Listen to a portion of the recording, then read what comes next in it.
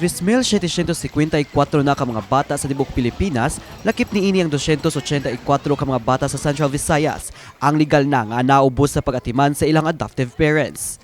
Kini base sa datos nga giluwatan sa Regional Alternative Child Care Office Conraco 7.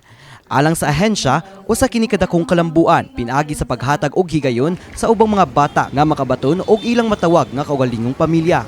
Dinhi sa Kabisayan, usa sa mga naghandom aron maka-adopt og bata ang usa ka public school teacher nga si Henry Oreo. Personal na kong nahinabi si Oreo sa tunghaan, diin asa si nagtudlo sa dulan-dukan na katuig. Matod ni Oreo, nagikan ng maong pangandoy nga makahatag og susamang paghigugma sa usa ka bata tungod sa iyang natagamtaman nga pag-amuma sa iyang mga ginikanan nga sayong mipanaw. Namatay mo gud akong mama 2016. So that was 25 years old pa ko. Mao to nga naka-decide ko nga akong i-continue ang legacy sa akong mama nga pag-take care sa usa ka bata. So mipadangat si Oreo nga pipila ka mga tawo ang midangop kaniya aron ipa-adopt ilang mga anak. Apan alang niya, mas maayo nga ipaagi sa legal nga proseso ang pag-adopt aron dili masayon-sayon og kuha. Daghan kayo ang mga ni chatman nga sir kanang nakoy bata diri nga ako i-adopt, napa ko newborn baby, napa sa kuntian, but niingon jud ko sa akong self nga mo follow kita sa process. Ang legal nga pamaagi aron maka-adopt ang gihingusgan sa RACO 7. Din 23 ka mga Facebook pages ang nabantayan nga mipasiugda og illegal adoption, direct replacement og baby selling.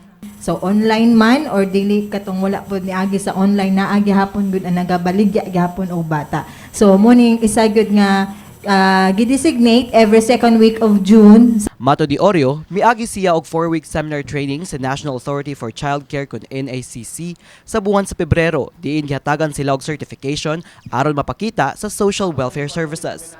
Apan human ang 4 ka buwan, wala pa siya nadawat. And then after na ko ni file ngadto until now wa gihapoy tawag, call, mao to akong gi-email, gi-Facebook message na ko ang NACC. And then naka-receive og message nga ilang i-follow up.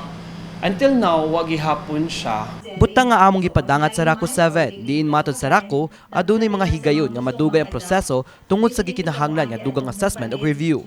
Ang mga requirements aron masuta ang capacity kung nangayan ba mamahimong adoptive parents mao ang medical evaluation, financial proof, psychological evaluation ug NBI clearance. So wala jud ka ni take before sa nagkatikisan sa jud ka ni delay sa jud imong Ako lang sa public yung school. Human sa paggraduar ni Oreo, voluntaryo siyang nagtudlo isip katikista sa usa ka simbahan. Matod niya, ang iyang kadasig sa pagtudlo ug paggiya sa mga bata maoy naguna sa tanang higayon. Human sa duha ka tuig nga pagserbisyo isip katikista, nagdesisyon si Oreo nga mokuha og licensure examination for teachers. Nakapasar siya niini og karon nag-alagad isip research teacher sa senior high school, samtang nagpadayon usab sa paghatag og research consultations gawa sa tunghaan. Karon, ang iyang dakong pangandoy mao ang mahimo nga maayong ginikanan aron makaamuma ug makahatag og gugma sa usa ka bata nga nanginahanglan og ligong puloy-anan ug pag-atiman. Kini si Mark Ermas, alang sa My TV Cebu.